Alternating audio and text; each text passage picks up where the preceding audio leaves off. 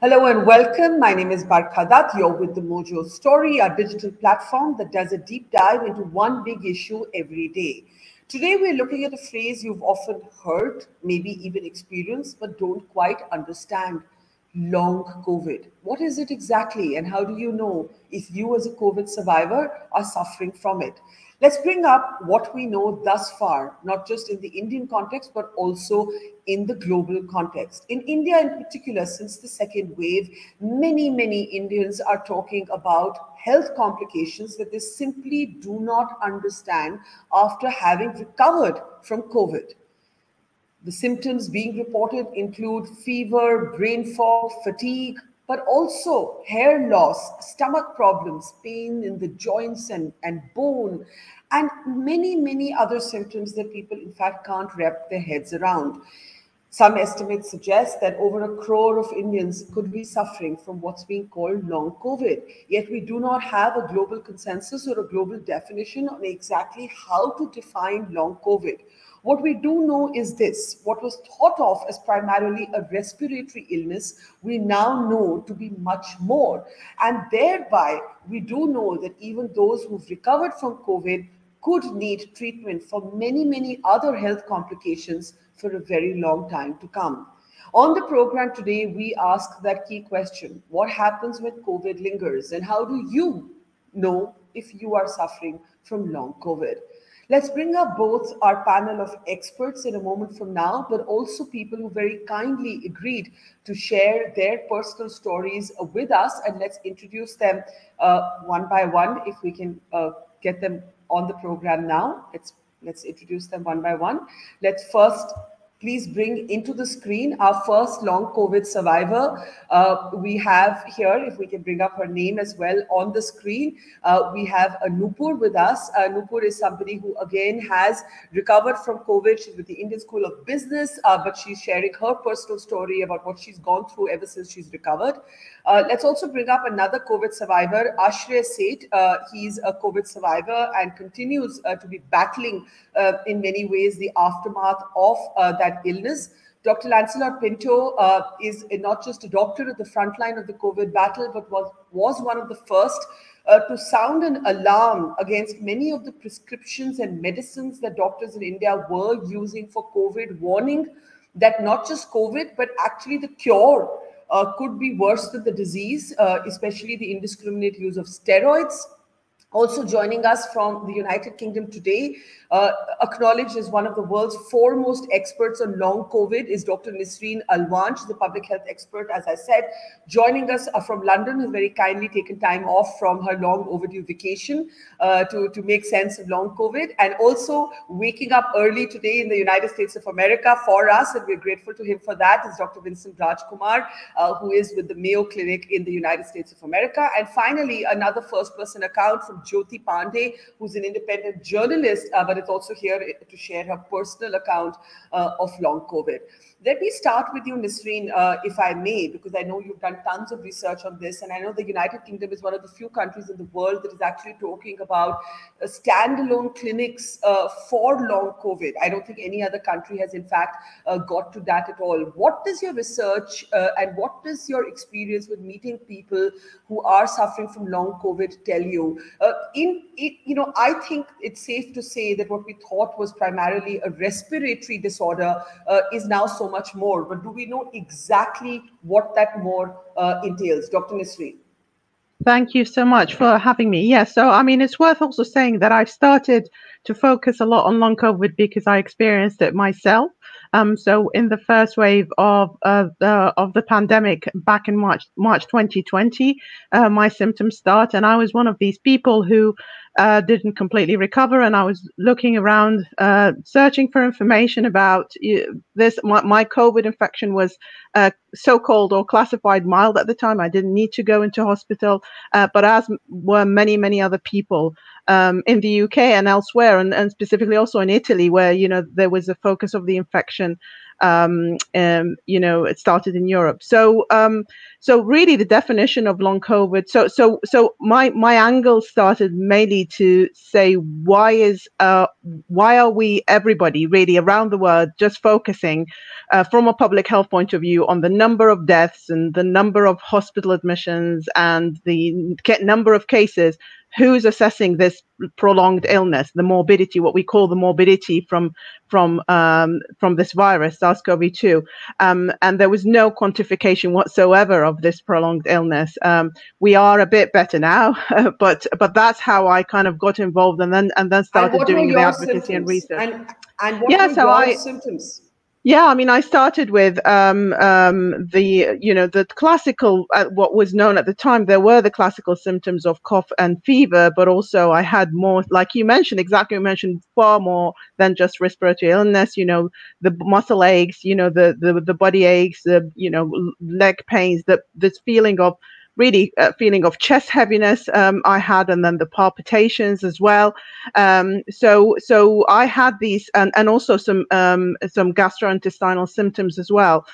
So that's how it started, and the symptoms and the cycle really is that you feel like you're getting better, and then the symptoms hit you back. Some of them hit you back. Some of them may go away. Some new ones might appear, and that's what's happened to lots and lots of people. And then we started doing research to ask people to try and characterize what these symptoms look like, and we find, as we know now, that what people call fatigue is the most common symptom, and maybe fatigue is not a very helpful term because people then think, well, it's just feeling a bit tired. It's absolutely not just feeling a bit tired. It's this feeling of utter exhaustion or bodily dysfunction that could come about by some triggers like mental or physical exercise, or you could not have a trigger for it, and it's not necessarily relieved by rest.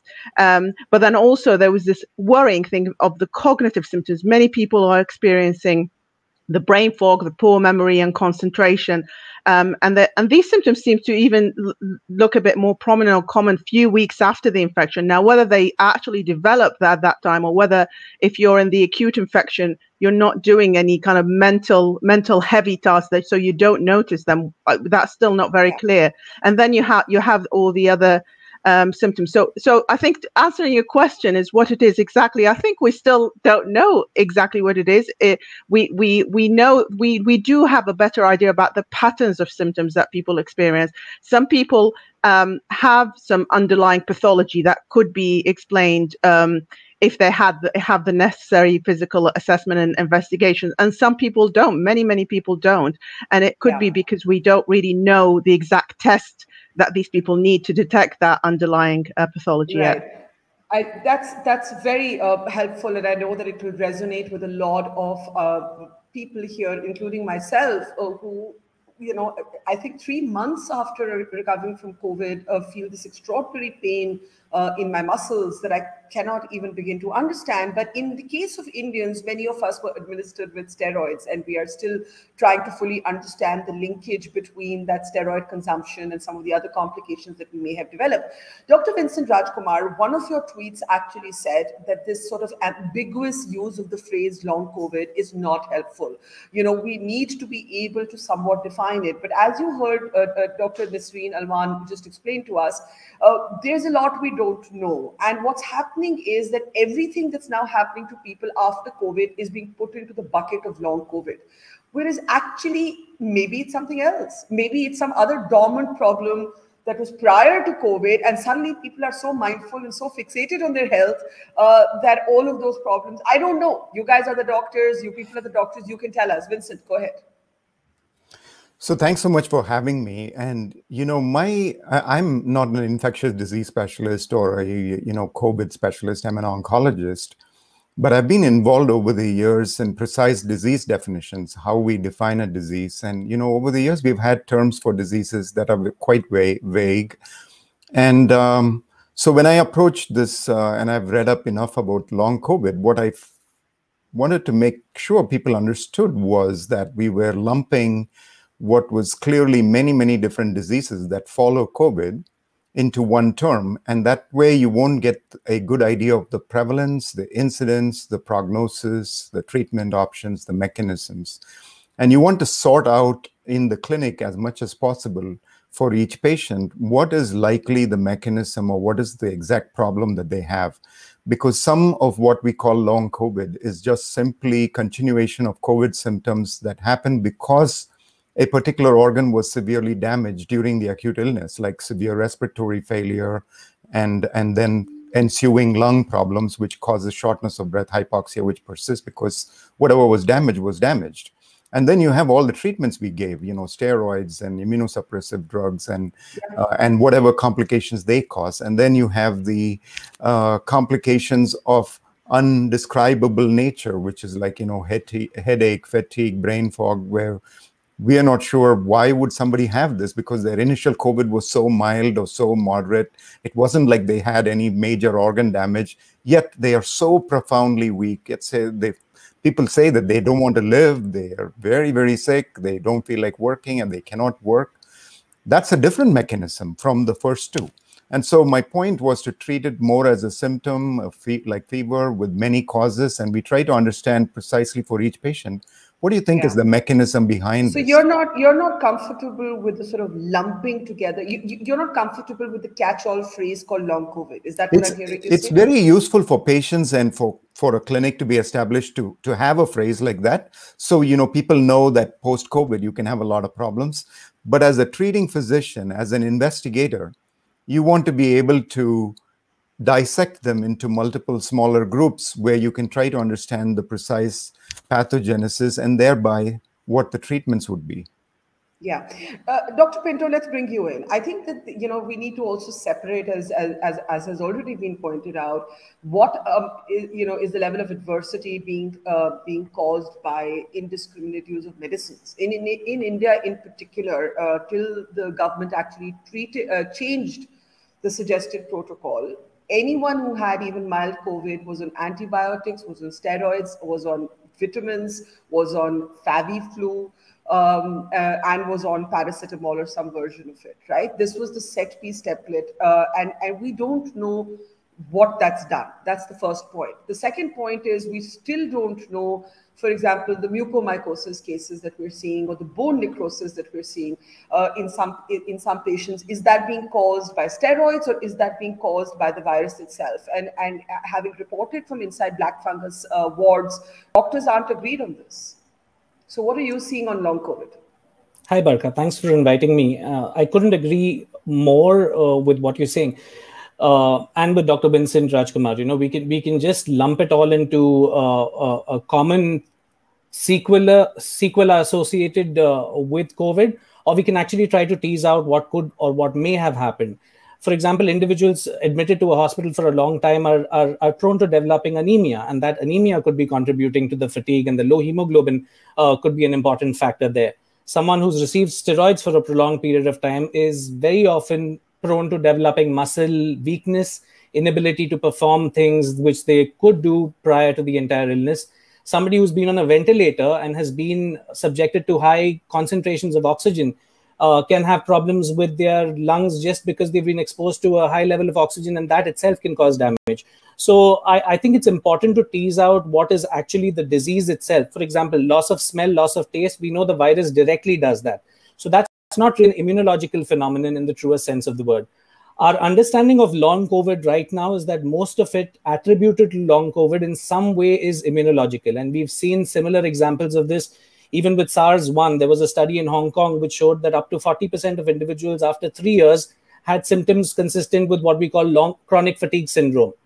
So these immunological phenomena are completely different from the byproducts of either medication or the disease itself.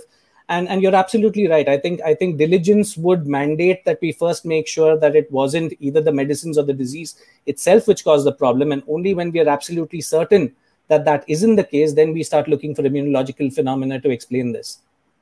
I'd just like Dr. Alwan to briefly respond to this before we get first-person accounts from our 3 COVID survivors.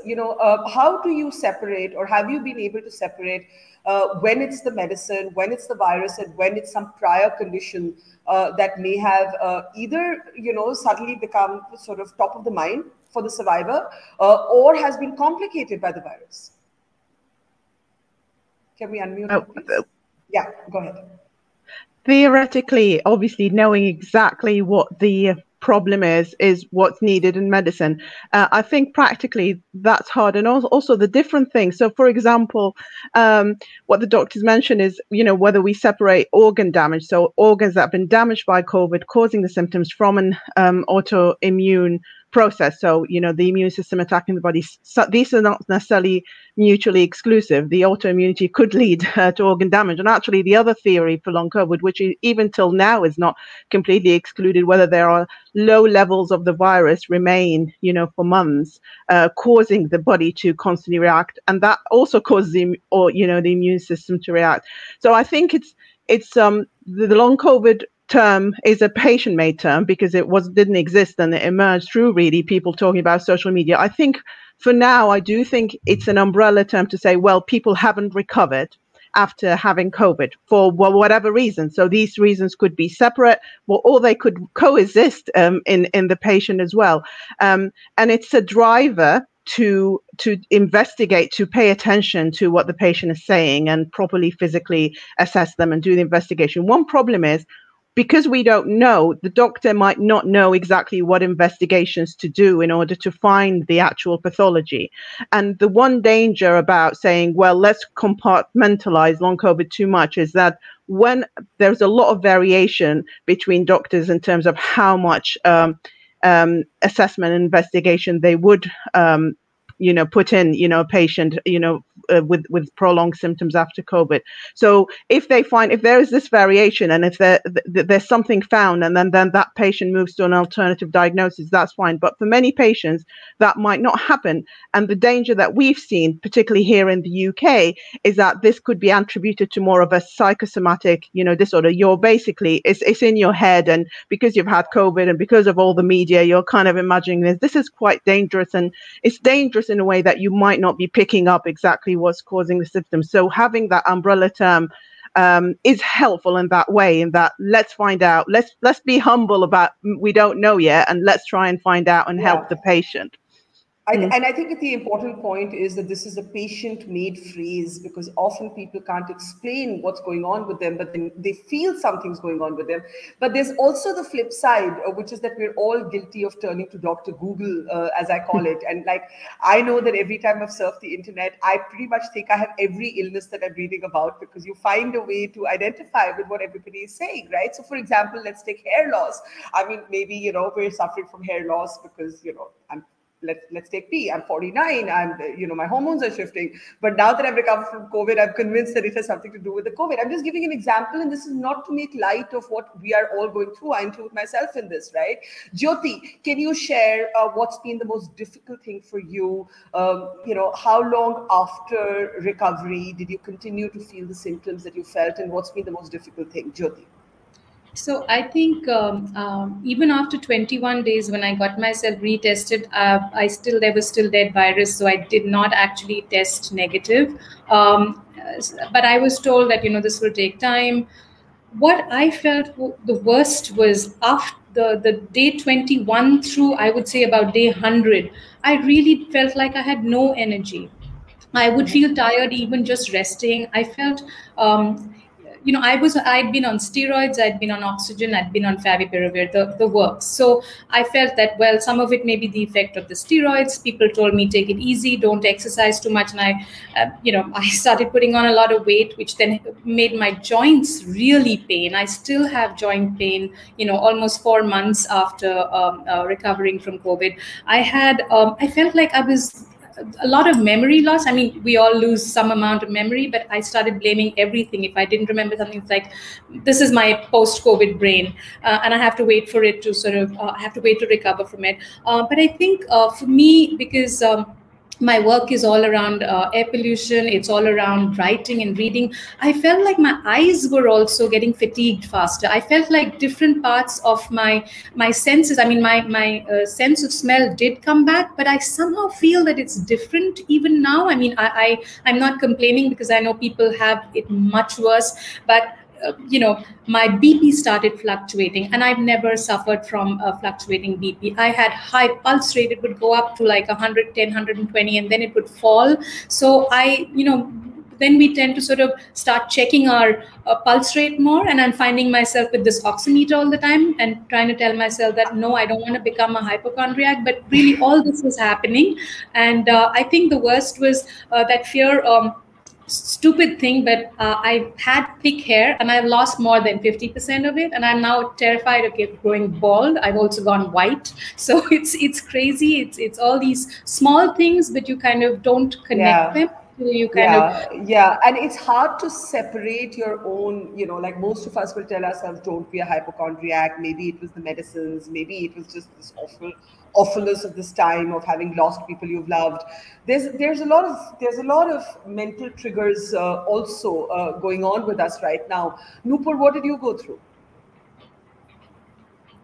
Hi Barkha, thank you for having me on the show. So I resonate with everything that Jyoti said, and Barkha, you have also been mentioning. So I feel acute pain in my bones at times. And, people say, what do you mean by pain in the bones? But actually, that's the way it feels, that I just want to press my bones and I don't know what's happening.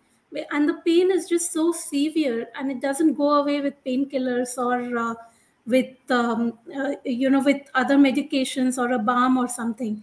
Plus, I'm an academician, and I have always read a lot. I read a book in 3-4 days, but now I'm just so restless that every few sentences I read and then I need to take a break, or I walk around. I don't feel like going back to reading. In fact, the restlessness is so severe that I can't even watch a movie for 15 minutes at a stretch.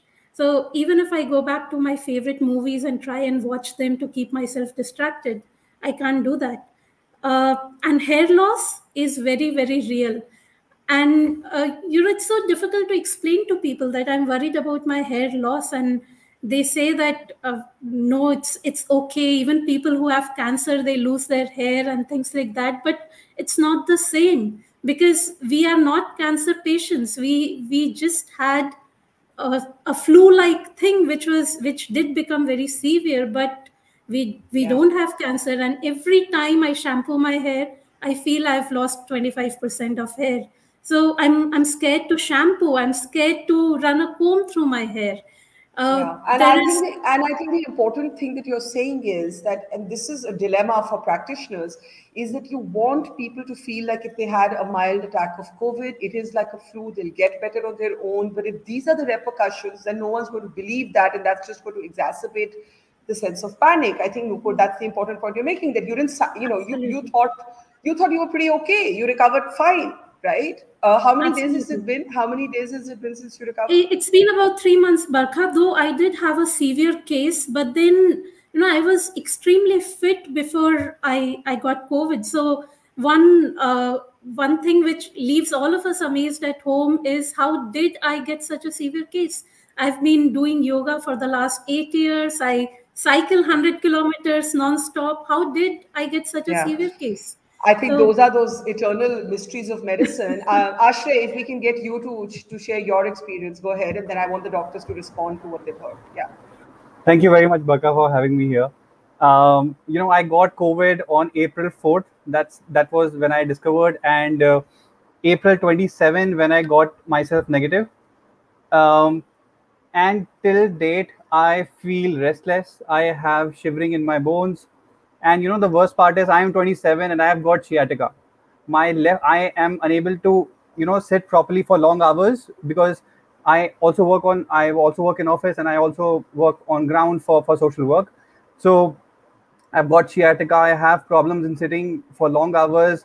I have a problem in lying down on the left side of my body. I can walk for hours. I can run, but the terrible part is while sitting.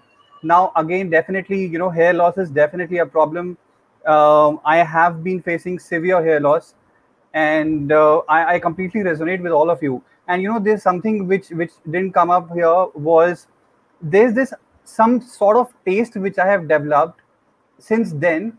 Whatever I eat, whether I'm having a home food or whether I'm having some outside food, there's this taste which comes with every food I have, every food. So yeah, I mean, that's something, I'm still struggling with, and I feel it'll take some time. Yeah, It's beyond it's COVID. perplexing. So I want now the medical voices to come in. Dr. Rajkumar, you've been warning against the clubbing of many things, but these are three people. They don't know each other. Yes, I think there is a sense of when you hear about someone else, you tend to examine your own symptoms, but as doctors, we also can't discount what patients tell us. I mean, I'm not a doctor, but I know that's the first rule, that you have to respect the patient's feeling. And if the patients are feeling this, there's got to be something to it, unless we're all convinced that the mental health dimension of this is so unstudied that that's also playing a big part. Go ahead, basis what you heard our three survivors tell us. So, this is really very, very, very, very important. Number one is, for the viewers, the main thing to see is, like, you've got real life examples here of people who did okay with COVID, but they're still wrestling with long-term problems. And so the best thing you can do is to try and not get COVID in the first place, because getting into the ICU is only one of the problems. There's so many other problems that go with it, and you want to be protective and get vaccinated. The second thing that struck me was that, one of the reasons why this is such a big tragedy, it's like we took millions of people and suddenly gave them chemotherapy. This is the type of symptoms I hear over and over again from my cancer patients who get a lot of chemotherapy, where we have given treatment that causes them to have hair loss, fatigue, bone pain, and taste is altered. Everything sounds like it. And it's so tragic that a virus was able to do this to people. Now, the final comment I'll make is, the type of symptoms that your guests describe is the one that I would classify as the big unknown. Is it autoimmune? What is going on? Because none of them had severe lung damage and therefore they're short of breath, or they didn't have a blood clot to the brain or the kidney and they're suffering from that, or they didn't have Mucor or a steroid-induced myopathy. This is the true, what we call, puzzle of why do they have prolonged symptoms, specifically this overwhelming fatigue, this hair loss, loss of taste. These are the things that we need to investigate in terms of, is it really immunologic? In which case we can try to see what kind of anti-autoimmune treatment that you could use to reverse this. Is this some sequelae of unrecognized organ damage that occurred in the acute phase? Like, for example, the loss of taste. Was it because there was a damage to the nerves that is permanent or is going to take a long time to heal? Yeah. Or the final thing is it, like you were saying, the virus in some people is dormant and is continuing to cause some problem? So unless you precisely understand that, and this is the group that I would focus on. Yeah, and Dr. Alwan, there's a really interesting question in the live stream that says, what happens to vaccinated people who may still pick up the infection in terms of lingering effects? And this is such an interesting question because we all know that the vaccinated in the UK is a great example of this, protects people mostly from hospitalization and death. What does it in fact do to minimize some of these other symptoms in case you still get the infection but not the disease? So, sorry, is that long COVID post-vaccination? Is that yes. what we? Yes, that's the question.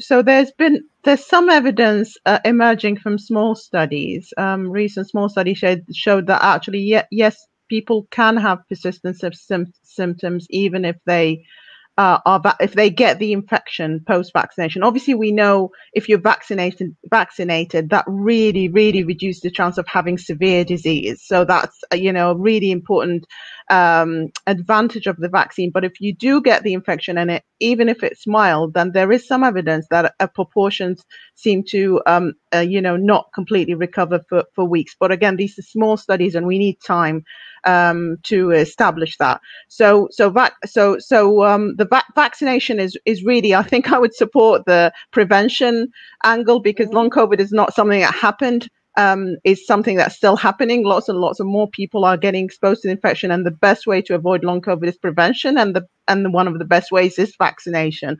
It's really difficult in epidemiology to establish what we call the counterfactual. Well, what happens if I wasn't vaccinated and got the infection and then got long COVID? Would have been more severe, would have been, affected more, and that's very difficult to establish. But we do know that vaccine prevents severe infection. I just also want to add something about.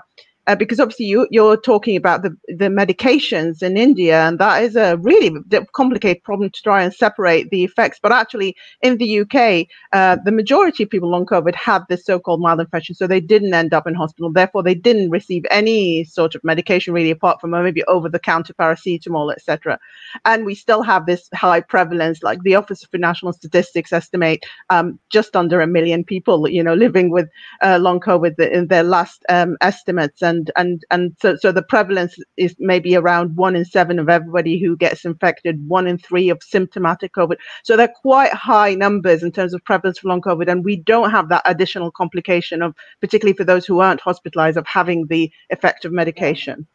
Yeah, it's actually fascinating. And Dr. Pinto, since you sounded so many alarms against the sort of indiscriminate use of antibiotics and steroids in India, it's interesting to see that even countries where that hasn't happened are still reporting cases of long COVID. 1, 2, I think the point made by one of our survivors about how fit Nupur said, I cycled. Ashray said, I used to run. I mean, Lewis Hamilton is saying that he spent his entire last year basically trying to get back in shape, and there could be someone fitter than him. So, where are we with this? Is this just a virus that we absolutely do not understand, or is there some danger? And I'm just going to be contrarian here. So I really, again, mean no disrespect to COVID survivors battling with long COVID. I'm one of them. Is there a danger to overthinking, to over-examining? Are we all just consumed so much by this virus that we're not able to embrace life again? No, so firstly, I have no doubt in my mind, and based on the literature, I don't think any of the experts have a doubt that this is real. This is not something that's imagined. This is not psychosomatic. What we also look in medicine is parallels, right? So we know that from the first SARS infection as well, a lot of individuals had something like this. Why do we need to look far? Look at dengue and chikungunya in India, which are so rampant and so prevalent, and speak to people who've had dengue, and they will describe this crippling kind of fatigue which lasts for months at a time. Speak to people with chikungunya, and they talk about joint pains and these aches which are disabling to a great extent. So we know that viruses can do this. So it's not surprising in that sense, or we don't have to think that people are making these things up. The question is, of course, it gets additive when you have a disease which in itself can cause problems like this, and then you add a lot of medications to it. Of course, the numbers could increase, and that's a big problem. But I don't think there's a doubt in anyone's mind that this is definitely a real problem, and it's not psychosomatic and it's not made up. If I could just add one more thing. I just want to add a question because I'm out of time. I want all 3 doctors to say, what do we know and what do we not know still? If you can just briefly pick that up, I think for survivors that would be very important, because when they go to their doctors, what do we know and what do we not know? Sorry, Dr. Pinto, go ahead. So if I could just add one more thing from my little understanding, and I can be corrected if I'm wrong, but there was a study which said that about 50% of people with long COVID, a lot of their symptoms got better once they got vaccinated if they weren't vaccinated. So there is some evidence that the vaccine itself boosts your immunity, and maybe if there are some pending viral fragments around or neutralizes them in some way. So that's another stimulus for those who are suffering from long COVID and haven't been vaccinated to get vaccinated. And please correct me if I'm wrong on that. In addition, what we do know is that it does get better with time. That's what we know. There are a lot of unknowns in terms of what makes it better. What we do know is that taking care of your pre-existing conditions helps in some way. So if you have asthma, make sure your asthma is well controlled. If you have diabetes, make sure your sugars are well controlled. If you're anemic, fix that. If you're hypothyroid, make sure that you're on treatment for all of that. And these are the things that can definitely help to some extent. That's what we know, I think. So one of the complications in India, quickly, before I give the closing words to Dr. Alwan and Vincent Rajkumar, is that there is a stipulated gap for people to get the vaccine if they've recovered from COVID. And the counter argument some are making is if you've had one jab and COVID, don't get the second jab. Not that that's the policy India's following. So very quickly, Jyoti and Ashray, And Nupur, have you been vaccinated? I just want to quickly ask you, Jyoti, have you been vaccinated? Yes, in fact, I got COVID 18 days after I got vaccinated, which was a little surprising. One shot and or two? One shot, or two? my first shot on April 1. And then because I heard this, that, getting your second shot actually sometimes may help resolve your symptoms, I was asked to wait for 3 months, but I just couldn't wait. And I think at 2.5 months, I just went and got my second shot in the hope that some of these symptoms would resolve. Okay, and Ashraf, you're 27, so I'm not sure you Yes, have I got the jab. I got my first jab, and second is scheduled in September. But something which I would really like to mention here, that my parents got both of their jabs, and after 30 days, my dad got in contact with the virus, and it really helped. The vaccine really helped because the symptoms were very low. And he got recovered very fast. I think in a week he was very well. And that's also important to underline, because yes. we cannot be alarmist about this. Nupur, quickly, have you been vaccinated? So before COVID, I wasn't eligible. Post-COVID, I've got my first jab now. Yeah. So those are important details also to know. Dr. Alwan, and then I'll give Vincent the last word. This is an interesting point. Does getting vaccinated take care of some of those symptoms? Does it in fact boost immunity? Yeah. So so I suppose very practical information is, if you haven't got long COVID, then the best thing is to prevent getting it. And that's obviously one of the main things you can do proactively is the vaccination, because it reduces risk of infection, and we know it reduces the risk of severity. If you have long COVID, there is some suggestion that the vaccination may have an effect of improving long COVID. So again, that's a bonus, but really, also, the primary purpose is prevent reinfection, because we know reinfection happens. And if you've had it bad the first time with long COVID, you don't want to get reinfected again or reduce your chance. But the last practical message, you asked for practical message, people with long COVID, is do seek care. Although we still keep saying, we don't know, please don't let that put you off seeking healthcare, because there are things that could be found, things like blood clots, or inflammation of the heart. There could be underlying pathology that could be detected and could be treated and could relieve your symptoms. And there are people who are recovering spontaneously over time as well. But I think it's about although we don't know a lot, that shouldn't be putting people off seeking support and care and clinical care, because there are things that still could be done if there's a pathology detected and treated. That's a really important point. Dr. Vincent Rajkumar, last word to you. Well, thanks so much. This was really very informative, and I really learned a lot. I would say that for patients with these kind of symptoms, go to a doctor who's willing to listen, because a lot of information can be ascertained from the history. Just by hearing people speak, is it likely that this is an unexplained idiopathic autoimmune type thing, or a sequelae of severe disease and things like that. The second thing is, we are not hearing, because these people are quite ill even now, from the people who have the long COVID that is due to real severe lung damage or real severe ICU illness, because those people are still suffering with long-term shortness of breath, oxygen needs. And we're going to have millions of people like this affected around the world who have just not able to fully recover lung function. And that's not people who we hear on the show. And so we really need to pay attention to them as well. And then finally, a lot of attention needs to be focused on understanding the precise mechanisms, because otherwise the treatment will be symptomatic. Okay, you have fatigue, just, go. Yeah. Go ahead. Sorry, Jyoti, were you trying to say something? I was just going to close. Yeah, you want to say? No, I just had a question. I wanted to ask the doctors, if you've gone through COVID once, you've got vaccinated, what are the chances that you can get it again? Because having gone through this, and actually the COVID bit wasn't as bad as the long COVID for me, I just don't want to go through this again. COVID has been much worse for so many people, by the way. You're not alone in that, whatever this long COVID is. So Dr. Rajkumar, I think we've all stressed on the prevention, the vaccines. Technically, I know that you can get reinfected, but we have to underline that these are not norms but exceptions. But Vincent, you close the show for us. And would it be more severe or less severe?